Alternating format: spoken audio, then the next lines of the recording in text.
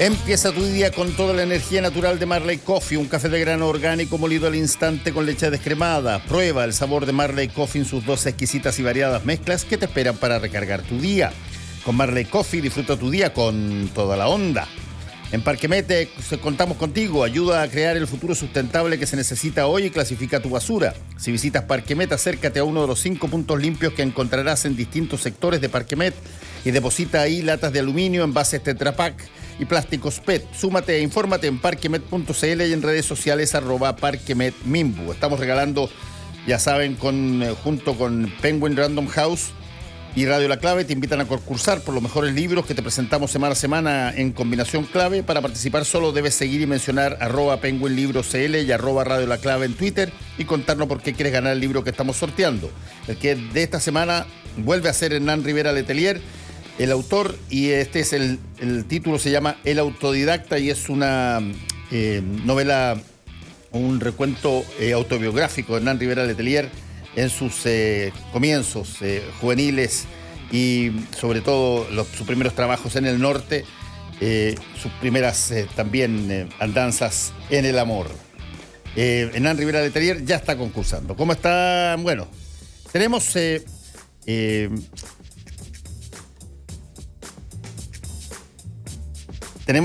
ahora a el subsecretario de Vivienda, Guillermo Rolando, con nosotros. ¿Cómo estás, Guillermo? Fernando, muy buen día, mucho gusto en saludar. Igualmente. Tanto tiempo. Cierto, muy buen día. Supe que hay novedades en materia de la subsecretaría y sobre todo en todo lo que tiene que ver con la posibilidad de acceder o tener subsidios para determinados barrios. No sé si es que solamente en la región metropolitana o en todo el país. Fernando, uno de los puntos para comentar, ¿no? Y lo habíamos conversado en algunas reuniones hace algunos meses atrás, que tiene que ver con la gestión de suelo, ¿no? de la cartera. Conocido por todos es el fuerte aumento del déficit habitacional en nuestro país, ¿cierto? Que lo hemos tenido la oportunidad de conversar. Y también hemos puesto a la mesa que se necesitaba un rol mucho más proactivo desde nuestra mirada, desde el Estado, ¿no? De poder asegurar buenos territorios, buenos terrenos en distintas partes del país.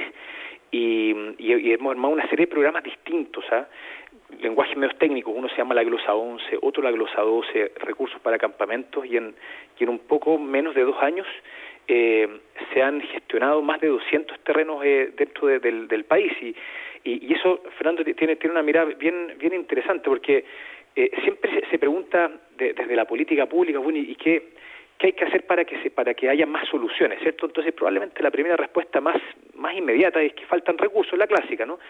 Y esa conversa nos puede durar mucho tiempo, ¿no? De que si están los recursos necesarios o no, y es una de las variables.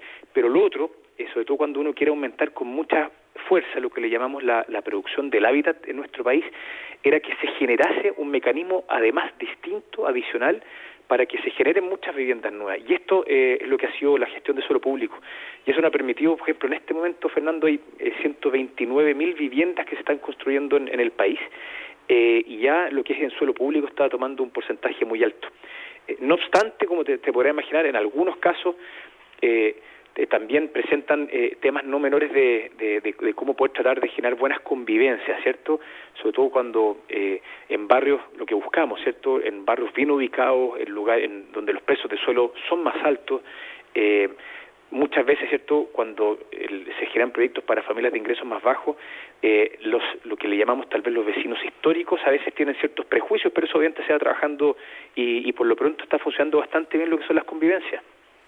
Sí, ahí hay un punto bien interesante porque no solamente hay gente que no tiene casa y que quisiera tenerla, sino que además está todo este fenómeno de, llamémoslo así, el hacinamiento, lo que se conoce como los comités de allegado.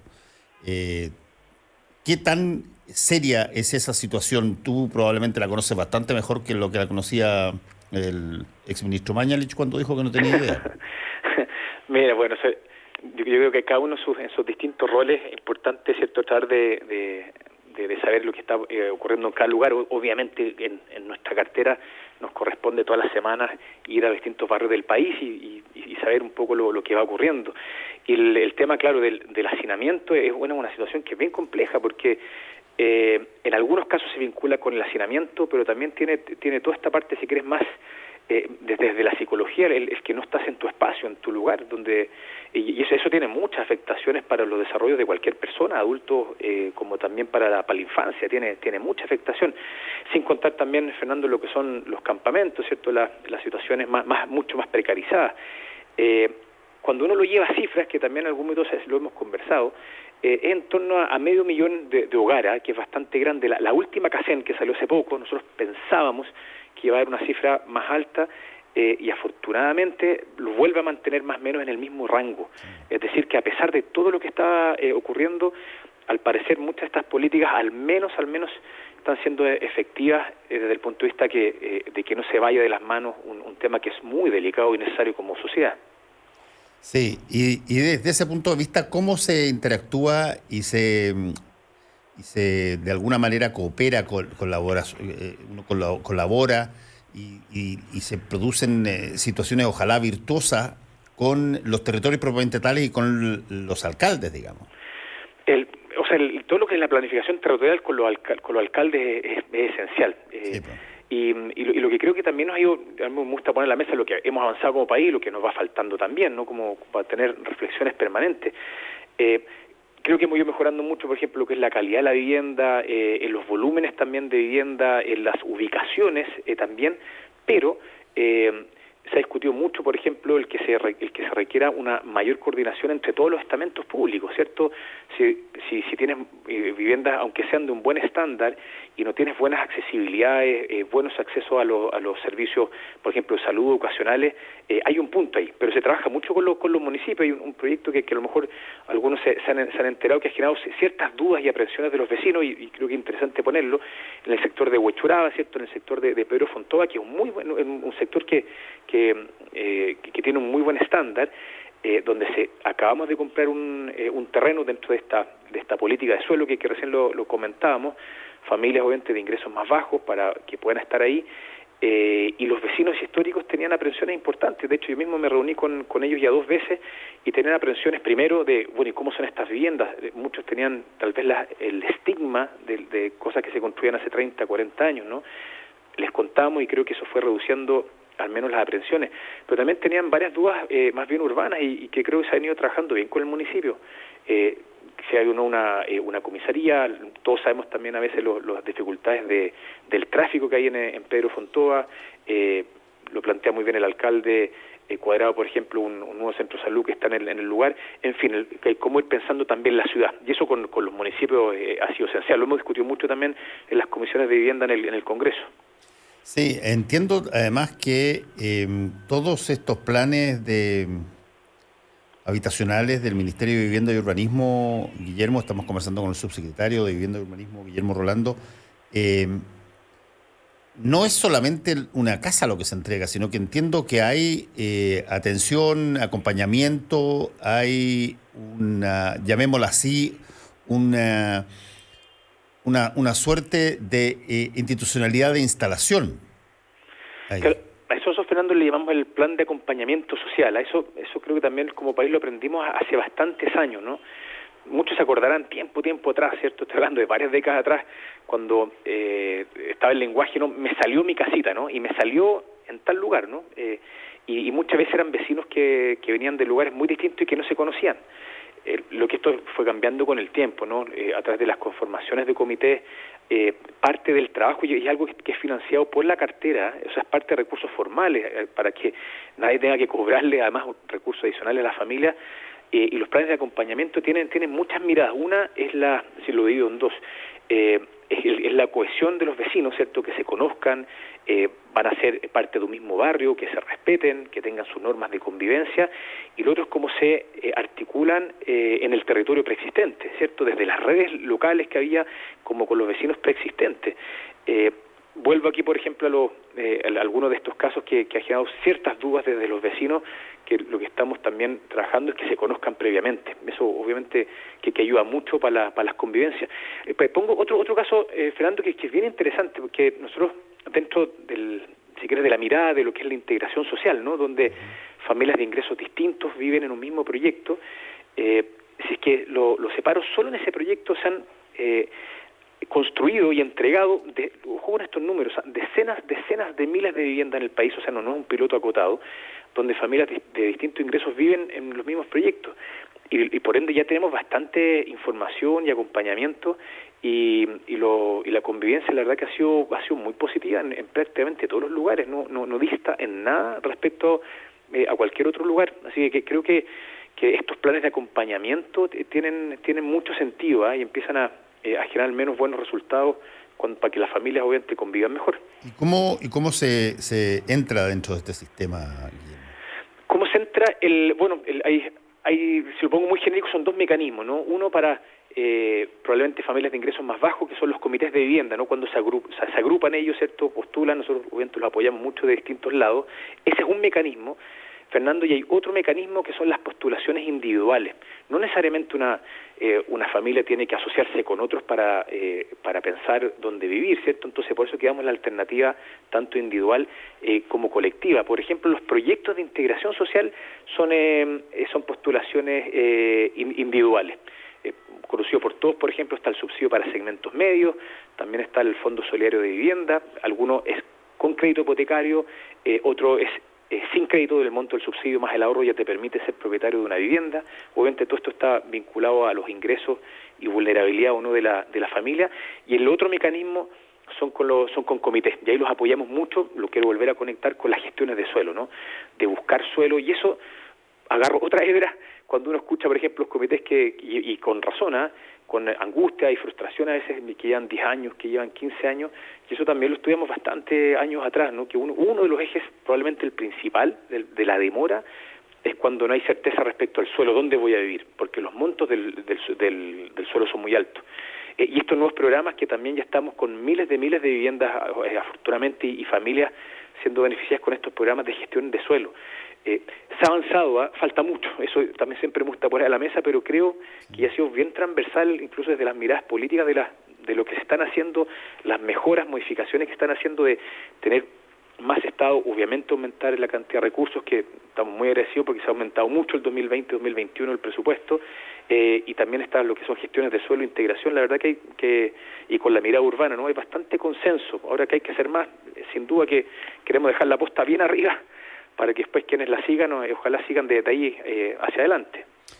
Sí, hasta ahora hemos hablado bastante de estos proyectos aquí en la región metropolitana. ¿Y cómo es la situación en el resto de las regiones, Guillermo? Sabes que el MIMBO hace mucho tiempo, conocidos por todos, ¿no? Los servicios de vivienda y urbanismo, los servios y nuestra seremía, que están por supuesto en todas las regiones. Nosotros, de hecho, yo en lo personal también recorro harto el país, o sea, los focos desde temas rurales, semirurales, urbanos. La verdad que tenemos distribuciones bien homogéneas. Es más, Fernando, donde nos empezamos a dar cuenta, hicimos un estudio hace cerca de un año atrás, de cuáles son aquellas comunas donde los últimos 5 años más nos había costado que se construya vivienda de interés social. Y muchas, mira, no sé si paradójicamente o no, saltan acá dentro del Gran Santiago. También salen otras comunas como Huasco, Chañaral, por nombrar algunas, ¿no?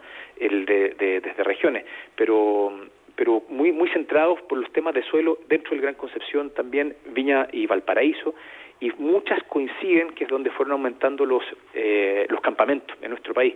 Entonces, hay una distribución y se discute mucho en el Congreso esto, año a año. Ahora mismo, tú sabes, estamos en la discusión del presupuesto para el 2022 y las distribuciones de las regiones se discute mucho porque obviamente las necesidades están en todos lados, pero obviamente vamos focalizando año tras año en aquellos lugares donde nos vamos quedando más rezagados. Ayer mismo, por ejemplo, tuvimos una reunión con vecinos de la comuna de Vicuña, que hace 15 años que no se construyen vivienda allá.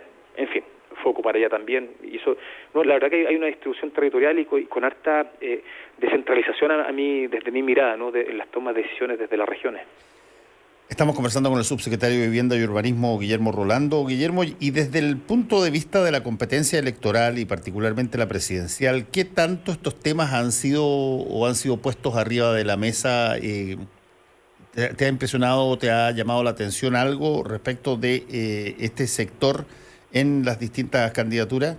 Es cierto que tú trabajas para un gobierno que tiene posición al respecto, pero me imagino que las habrás visto muchas o varias, ¿no? No, sin duda, Fernando. Yo creo que esto también uno tiene que tener una mirada bien objetiva, ¿no? Al tratar de escuchar las distintas posturas.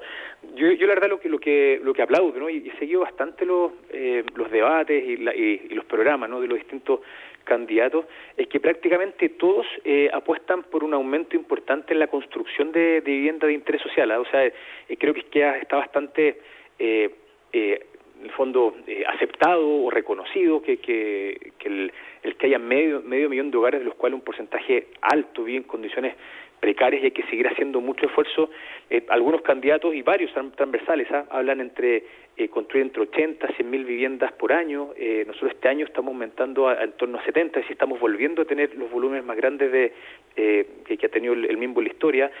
No es fácil escalarlo, pero sí, también por mi trabajo me toca hablar con muchas personas transversales quienes están participando en las distintas campañas, y eso yo reconozco mucho. Ahora hay distintas miradas también de cómo hacerlo, ¿no? Algunos siguen apostando con mucha fuerza hacia la propiedad, otros apuestan con más fuerza a que sean programas de arriendo, pero creo que sí está bastante cuajado de que tenemos que seguir aumentando el ritmo de construcción, y mi percepción es que al menos a lo mejor viene cerca de esto, ¿no?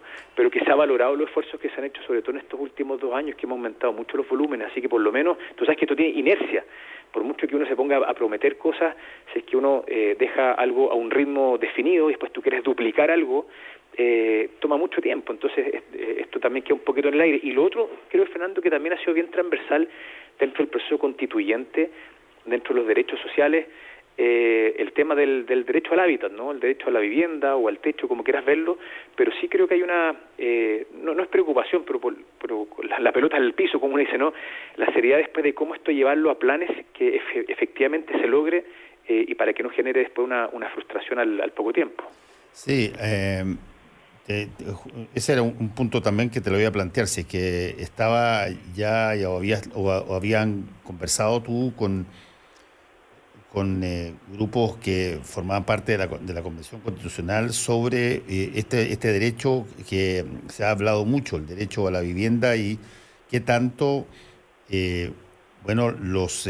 las autoridades de ese sector son convocadas o conversan con quienes están definiendo esto. Sabes, Fernando, que también hemos conversado o en lo personal, así que con varios constituyentes y con muchos grupos de base vinculados a distintos sectores, y esto salió pero permanentemente, y estamos todos de acuerdo con el maestro Ward, lo hemos dicho varias veces, que estamos de acuerdo con la postura, sin duda. Sí, tal vez yo lo que pongo como desde el punto de vista de las pequeñas aprensiones, me ha tocado trabajar en algunos países donde está vinculado, ¿cierto?, en las constituciones o las cartas magnas, los derechos a la vivienda, y como siempre tiene algunos pequeños riesgos, ¿cierto? Cuando se judicializan muchas de estas causas y termina la política habitacional siendo dictada por los tribunales de justicia y no por las autoridades competentes, tiene distorsiones. Por ejemplo, aquellos grupos, lo que me tocaba ver a mí, no quiere decir que es el caso o los casos para preocuparse, pero cuando termina, mira las contradicciones, en aquellos grupos organizados quienes tienen, por ejemplo, el mejor vínculo, el mejor lobby desde el punto de vista jurista, pasan a estar primeros en la fila antes que los grupos más vulnerables, quienes a veces tienen menos redes. Es un punto para estudiar como sociedad, pero dentro de un contexto. Eso ocurre en todo caso, en todas las dimensiones. Eso es muy cierto. Eso es muy, muy cierto. Sí, toda la razón. Ahora, yo lo pongo para ser muy cautos en las expectativas, ¿no? Cuando de llegar a quedar muchos de estos derechos sociales escritos en una carta magna, para que las políticas al menos sí sigan siendo dictadas por los gobiernos de turno, sea cual sea, ¿no? Para que no se distorsionen.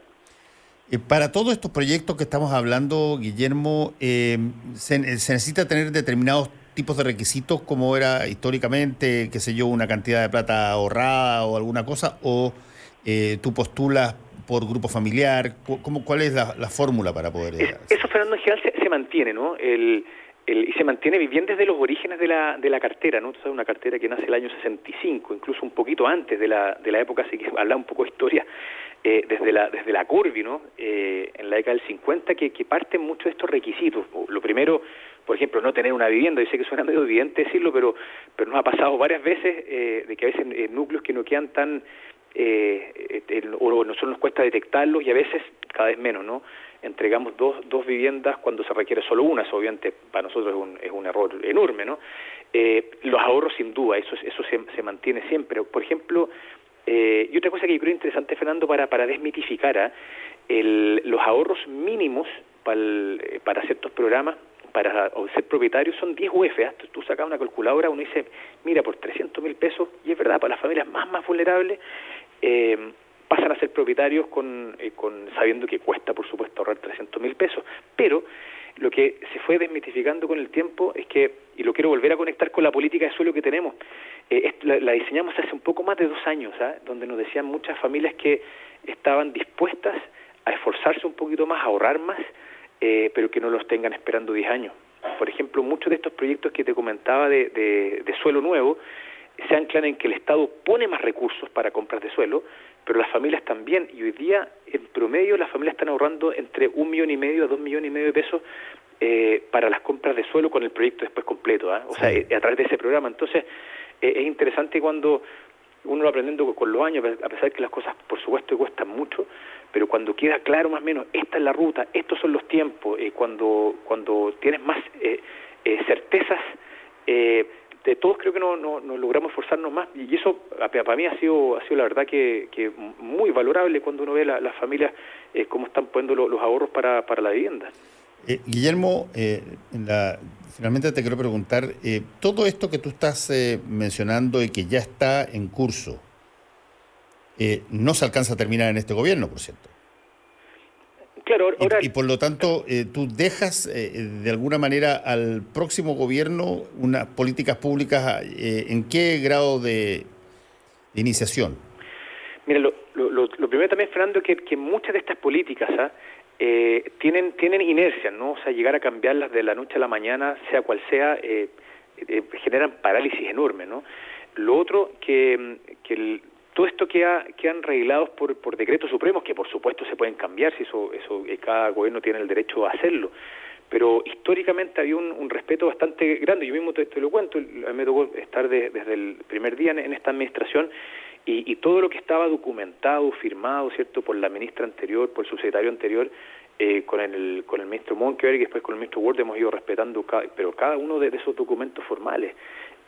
Lo que obviamente no queda es cuando te dicen, mira, que hubo una reunión que alguien se comprometió y no hay ni un documento. Eso obviamente queda, como se dice, las palabras se las lleva el viento, pero todo lo que queda en documentos formales, en las resoluciones. Por eso que también la ley de presupuesto es tan importante, también una cartera como la nuestra, porque queda vinculado con programas, con recursos. Años atrás también me tocó asesorar a un gobierno, lo pongo muy acotado, donde imagínate, tenían que año a año volver a ver el presupuesto de los distintos proyectos, y mira la paradoja. Ocurría que proyectos que estaban en la mitad de la construcción de vivienda, si es que no había presupuesto para el próximo año, tenían que paralizarse. Eso afortunadamente en nuestro país hace mucho tiempo que ya se ha logrado esa continuidad. Así que, y lo último que estamos intentando, y esto ha sido con apoyo transversal del Congreso, de trabajar lo que es la ley de integración social, con mucho foco en las políticas de suelo. Y eso sí que esperamos que ojalá se logren los votos en las próximas semanas, también para darle continuidad, y esto conversado con la academia, con el mundo político, con el mundo de base, de miradas muy diversas. Entonces, lo que sí uno queda bastante tranquilo de que hemos logrado muchos consensos respecto a estas temáticas. Hay que hacer más, y eso es lo que obviamente siempre lo pongo a la mesa, pero y lo conecto por lo menos con los programas de los distintos candidatos. Muchos están con el ánimo de seguir muchas de estas políticas, las irán perfeccionando sin duda, pero uno no ve que va a haber una reingeniería total y absoluta, porque la urgencia es ahora también. Y un dato que cae de cajón, digamos. ¿Qué tanto retrasó todos los procesos de habitación la pandemia en los últimos 2 años?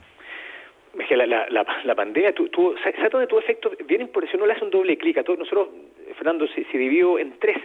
El MIMBO hace miles de cosas, Todos nos asocian a la construcción de vivienda, que son muchas, pero también reparamos y mejoramos muchas, pero más de 100.000 viviendas en el país por año, y también muchas obras urbanas, muchos, por ejemplo, pavimentos dentro de las ciudades, muchas veredas, parques, en fin, ¿no?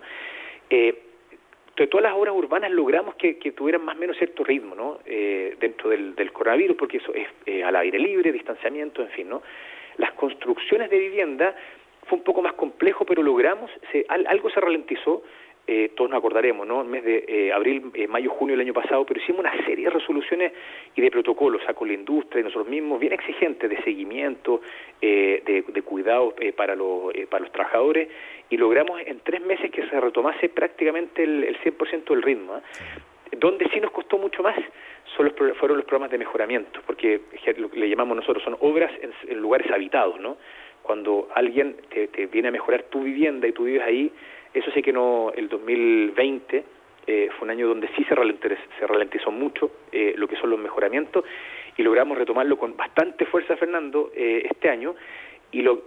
Bueno, como estos son como crisis evolutivas, después vino, muchos se acordarán, el aumento de los precios de materiales, que volvió de alguna manera a ralentizar, y ya desde junio que normalizamos todo, y hoy día volvemos a tener, afortunadamente, hoy día a lo mejor son datos demasiado técnicos, Fernando, pero creo que es bueno ponerlo, estamos con el nivel de ejecución más grande de la historia del MIMBO desde el año 65, es decir, logramos afortunadamente, dentro de un plan de reactivación económica, tener protocolos suficientemente estrictos y seguimientos muy acuciosos de Arica a Magallanes, para tener un volumen enorme en obras urbanas y habitacionales. Así que afortunadamente debiésemos entregar la posta con el MIMBO, una etapa probablemente la más prolífera del MIMBO.